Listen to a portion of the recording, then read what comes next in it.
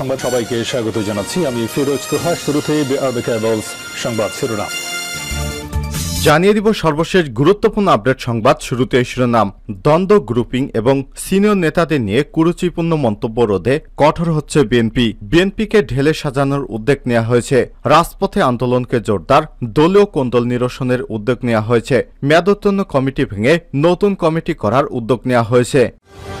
এবারে জানাবো, উপজেলা নির্বাচনে কেউ ভোট করলেই আজীবন বহিষ্কার। উপজেলা নির্বাচনে বিএনপির দলীয় নেতাকর্মীদের অংশগ্রহণ থেকে বিরত রাখতে কঠোর অবস্থানে বিএনপি।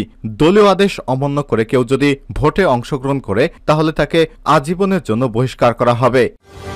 এবারে জানাবো, উপজেলা প্রার্থী হতে পারবেন না এমপি মন্ত্রীদের স্বজনেরা, বলছেন প্রধানমন্ত্রী শেখ হাসিনা। এরই সাথে সতর্ক করা হয়েছে প্রভাবশালী বেশ কয়েকজন এমপি, মন্ত্রী এবং সাবেক মন্ত্রীকে। নির্দেশনা উপেক্ষিত হলে কঠোর সাংগঠনিক ব্যবস্থা গ্রহণ করার হুঁশিয়ারি দিয়েছেন প্রধানমন্ত্রী। এবারে জানিয়ে দিব, গরম আরও বাড়তে পারে। দেশের 4 জেলার উপর দিয়ে তীব্র তাপপ্রবাহ বইছে। এছাড়াও বিস্তীর্ণ অঞ্চলের উপর দিয়ে বইছে মৃদু থেকে মাঝারি তাপপ্রবাহ। গরমে দুর্বিষহ হয়ে উঠেছে জনজীবন। এর মধ্যে শুক্রবার গরম আরও বাড়ার পূর্বাভাস দিয়েছে আবহাওয়া অধিদপ্তর। এদিকে বদলির পরও চেয়ার ছাড়ছেন না নির্বাচন কর্মকর্তা। নওগাঁয় রানীনগর উপজেলায় নির্বাচন কর্মকর্তা মোহাম্মদ আব্দুল মোমেনকে বদলি করা হয়েছে। নির্বাচন কমিশন সচিবালয় জনবল ব্যবস্থাপনা শাখা 1-এর সহকারী সচিব মোহাম্মদ শহীদুর রহমান স্বাক্ষরিত 3 এপ্রিল এক আদেশে তাকে গাইবান্ধার সাদুল্লাপুর উপজেলায় বদলি করা হয়েছে। বদলির আদেশে গত 8 এপ্রিলের মধ্যে ওবায়দুল মোমেনকে রানীগড়ের কর্মস্থল ছেড়ে বদলিকৃত কর্মস্থলে যোগদান করতে বলা হয়েছিল, কিন্তু রানীগড়ের কর্মস্থল ছেড়ে যাননি তিনি। এবং সর্বশেষ জানিয়ে দিব, কেনিয়ায় হেলিকপ্টার বিধ্বস্ত, সামরিক বাহিনীর প্রধান সহ নিহত অন্তত 10। হেলিকপ্টার বিধ্বস্ত হয়ে কেনিয়ার সামরিক বাহিনীর প্রধান জেনারেল ফ্রান্সিস ওএমটি ওগল্লা নিহত হয়েছেন। হেলিকপ্টারে তার সঙ্গে সামরিক বাহিনীর আরও 11 জন কর্মকর্তা ছিলেন। তাদের মধ্যে বেঁচে ফিরেছেন মাত্র 2 জন। প্রিয় দর্শক, এতক্ষণ শুনছিলেন সংবাদ শিরোনাম, এবারে বিস্তারিত। তবে তার আগে বন্ধুরা, আপনি কোন জেলা থেকে আমাদের সংবাদটি দেখছেন কমেন্ট করে জানিয়ে দিন। এই সংবাদ সম্পর্কে আপনার মূল্যবান মতামত। প্রিয় দর্শক, আপনি যদি আমাদের চ্যানেলে নতুন হয়ে থাকেন, ভিডিওটি দেখতে দেখতে চ্যানেলটি সাবস্ক্রাইব করে রাখুন, যাতে করে আমাদের লেটেস্ট আপডেট সংবাদগুলো সবার আগে আপনার কাছে পৌঁছে যায়। এবারে বিস্তারিত। দ্বন্দ্ব গ্রুপিং এবং সিনিয়র নেতাদের নিয়ে কুরুচিপূর্ণ মন্তব্য রোধে কঠোর হচ্ছে বিএনপি। বিএনপিকে ঢেলে সাজানোর উদ্যোগ নেওয়া হয়েছে। রাজপথে আন্দোলন জোরদার, দলীয় কোন্দল নিরসনের উদ্যোগ নেওয়া হয়েছে। মেয়াদোত্তীর্ণ কমিটি ভেঙে দিয়ে নতুন কমিটি করার উদ্যোগ নিয়েছে। দলীয় কোন্দল নিরসন, নেতায় নেতায় দ্বন্দ্ব গ্রুপিং, বিভাজন, সিনিয়র নেতাদের নিয়ে কুরুচিপূর্ণ মন্তব্য রোধে কঠোর হচ্ছে বিএনপি। মূল দল এবং অঙ্গ সহযোগী সংগঠন বিশৃঙ্খলাকারী নেতাদের লাগাম টেনে ধরতে চায় দলটি। একই সঙ্গে নেতাকর্মী জবাবদিহিতার আওতায় আনতে চায় বিএনপির হাইকমান্ড। সংশ্লিষ্ট সূত্র থেকে জানা গেছে সব তথ্য। এছাড়াও উপজেলা নির্বাচন নিয়েও তারা ব্যবস্থা নেওয়ার ঘোষণা দিয়েছে। বিএনপি এবং অঙ্গ সংগঠনগুলো দলীয় কোন্দল, নেতায় নেতায় দ্বন্দ্ব গ্রুপিং, বিভাজন এবং সিনিয়র নেতাদের নিয়ে কুরুচিপূর্ণ মন্তব্য জেরে দলটি বেড়েছে বিশৃঙ্খলা। সামাজিক যোগাযোগ মাধ্যমে ভুয়া অ্যাকাউন্ট খুলে বিএনপি এবং অঙ্গ সংগঠনের নেতাদের নামে চালানো হচ্ছে নানা রকমের অপপ্রচার।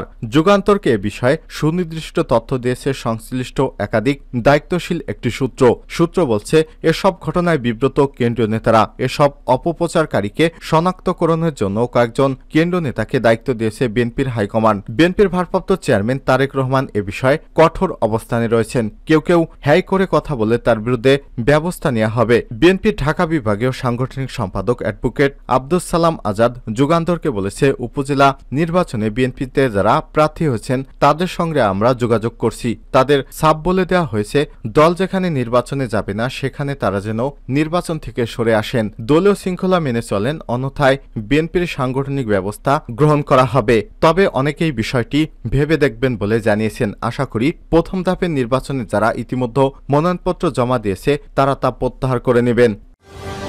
উপজেলায় বিএনপির কেউ ভোট করলে আজীবন বহিষ্কার।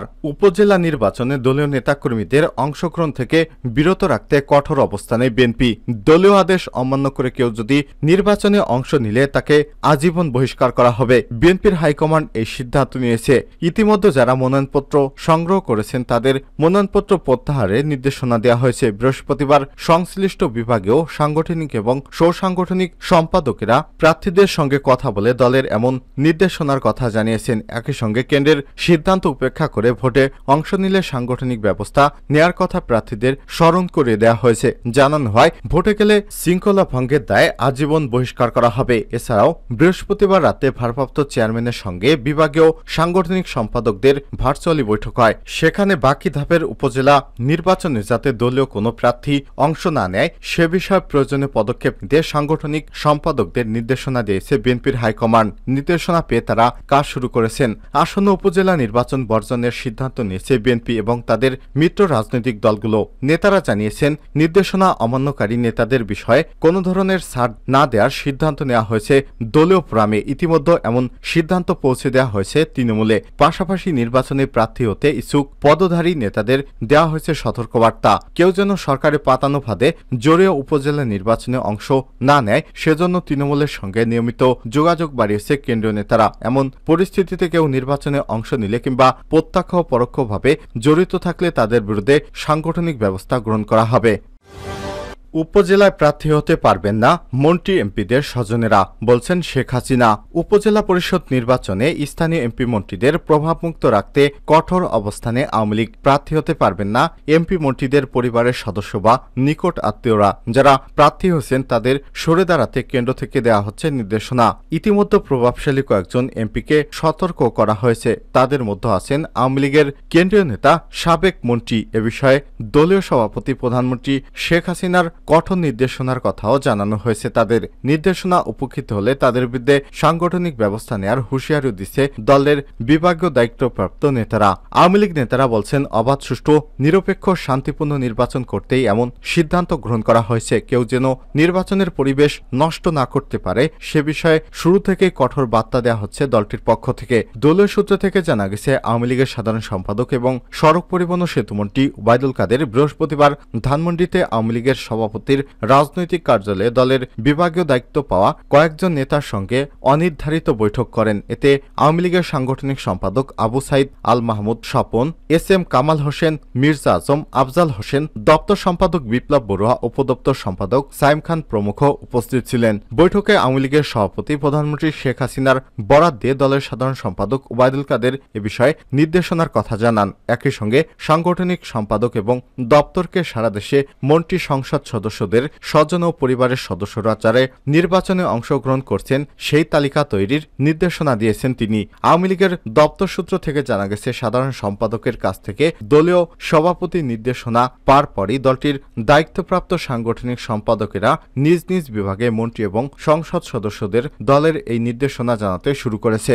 বৈঠক সূত্র থেকে জানায়, নির্বাচনে হস্তক্ষেপ না করার জন্য দলের সভাপতিমণ্ডলীয় সদস্য ও সাবেক মন্ত্রী ডক্টর আব্দুর রাজ্জাক, শাহজাহান খান, নোয়াখালীর এমপি একরামুল করিম চৌধুরী সহ বেশ কয়েকজন তাৎক্ষণিক ফোন করে দলীয় সিদ্ধান্তের কথা জানান দায়িত্বপ্রাপ্ত সাংগঠনিক সম্পাদকেরা। এ সময় তাদের পরিবারের সদস্য, নিকটাত্মীয় যারা প্রার্থী হয়েছেন তাদের নির্বাচন থেকে সরে দাঁড়ানোর জন্য বলা হয়।